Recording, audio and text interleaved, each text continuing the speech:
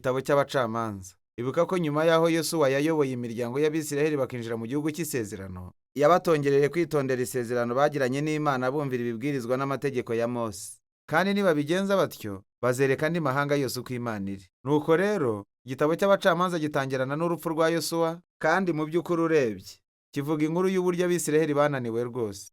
Izina ry'iki gitabo rikomoka ku bwoko bw'abayobozi Abisiraheli bari bafite muri icyo gihe. Mbere y'uko banagira abami, imiryango yose yayoborwaga n'abacamanza. Kuri iki, ntutekereze iby'urukiko. Aba bari abayobozi bo mu rwego rwa politiki ya gisirikare b'akarere, bari bameze nk'uwaba ari umutware w'ubwoko. Kandi ugomba guteguzwa ko igitabo cy'Abacamanza kirimo ibintu bikanganye kandi by'urugomo. Kivuga inkuru ibabaje y'uburyo Abisiraheli bari barononekaye mu myitwarire, kandi bafite abayobozi babi, n'uburyo muri rusange batari batandukanye n'uko n'Abanyakanani bari bameze. Ariko kandi, iyo nkuru ibabaje igamije no gutuma tugira ibyiringiro by'ahazaza, kandi ibyo ushobora kubibona witegereje uburyo iki gitabo giteguwe. Gifite ijambo ry'ibanze rirerire ryerekana intandaro yo gutsindwa kwa Isiraheli kubera ko batirukanye Abanyakanani basigaye. Hanyuma igice shingiro kinini cy'igitabo kirimo inkuru zivuga ko kononekara kw'abacamanza ba Isiraheli kurushaho kwiyongera, kandi inkuru zirimo aha zerekana uburyo abayobozi ba Isiraheli bahera mu byiza, bagakora ibisanzwe, hanyuma bagakora ibibi kugeza ku bibi cyane. Igice gisoza gitera agahinda rwose, kandi cyerekana imyifatire mibi y'ubwoko bwose bwa Isiraheli. Reka rero tubisesengure maze dusobanukirwe buri gice byimbitse. Igice kibimbura gitangira kivuga iby'imiryango y'Abisiraheli mu turere bahawe two mu gihugu cy'isezerano. Nubwo Yosuwa yatsinze imwe mu mijyi ikomeye y'Abanyakanani, hari hakiri igihugu kinini cyo guhindura, kandi Abanyakanani benshi bari bagituye mu duce twinshi twaho. Nuko rero, umutwe wa mbere utanga urutonde rurerure rw'amoko y'Abanyakanani n'imijyi Abisiraheli bananiwe kuvana mu gihugu. Wibuke aha ko impamvu y'ibanze Abanyakanani bagombaga kwirukanwa kwari ukugira ngo birinde imyitwarire yabo yangiritse n'uburyo basengaga imana zabo bakanatamba abana babo. Imana yari yarategetse Abisiraheli kuba ubwoko bwera, ariko ibyo byari bitarashoboka. Umutwe wa kabiri usobanura uburyo Abisiraheli bivanze n'Abanyakanani maze bagakurikiza imigenzo n'imikorere y'imyemerere byabo byose. Kandi aha niho iyi nkuru ihagararira. Mu mutwe hafi ya wose, ubara inkuru atubwira muri rusange ibivugwa byose bigize imitwe yo hagati y'iki gitabo. Uwo mwanditsi avuga ko iki gice cy'amateka y'Abisiraheli cyabaye uruhererekane rwo kononekara kurushaho kwisubiramo.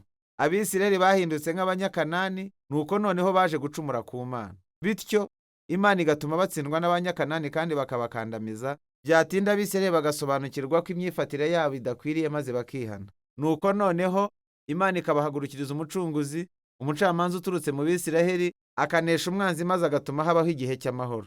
Ariko byatinda nanone, Abisiraheli bakongera gucumura, maze rwa ruziga rugatangira bundi bushya. Uku kwisubiramo kugaragaza imitunganyirize y'iki gitabo n'aho bihurira n'igice kindi cy'ingenzi cyacyo gikurikiraho. Ibi byisubiramo kuri buri mucamanza wese muri batandatu b'ingenzi inkuru zabo zivugwamo hano. Inkuru z'abacamanza batatu ba mbere, aribo Otiniyeli, Ehudi na Debora, ni inkuru z'ubutwari n'ibigwi bitangaje. Ni inkuru ziganjemo kumeneka kw'amaraso cyane.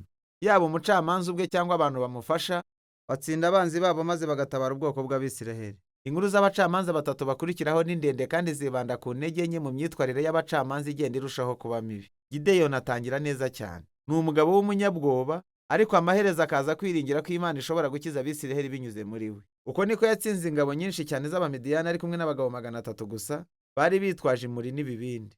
Ariko Gideyoni yagiraga umujinya mwinshi, byatumye yica itsinda ry'Abisiraheli bagenzi be kubera ko batamufashije mu ntambara. Hanyuma ibintu bigenda bihinduka bibi kurushaho. Yakoze ikigirwamana mu izahabu yanyaze mu ntambara, nuko amaze gupfa, Abisiraheli bose basenga icyo kigirwamana, maze isubiracyaha rikongera rigatangira nanone. Umucamanza w'ingenzi ukurikiraho ni Yefuta. Akaba yari nk'ikihebe cy'umugizi wa nabi wari utuye mu misozi, maze ibintu bigenze nabi cyane muri Isiraheli, abakuru baramusanga, baramwinginga ngo azabafashe. Yefuta yari umuyobozi ubishoboye. Yatsinze intambara nyinshi barwanye n'Abamoni, ariko ntiyari azi neza Imana ya Isiraheli, ku buryo yayifataga nk'Imana y'Abanyakanani. Yarahiriye gutamba umukobwa waramutse atsinze urwo rugamba. Iyo nkuru ibabaje yerekana uburyo Abisiraheli bari bageze kure mu cyaha. Ntibari bakimenya imiterere y'Imana yabo, ibyo bikaba byaratumaga bica abantu ndetse no gusenga ibishushanyo. Umucamanza wa nyuma, ari we Samusoni, arusha bose kugawa. Ubuzima bwe bwatangiye bwuzuye ibyiringiro, ariko ntiyigeze yita ku Mana ya Isiraheli. Yari afite imyitwarire igayitse, irangwa n'urugomo n'ubwibone.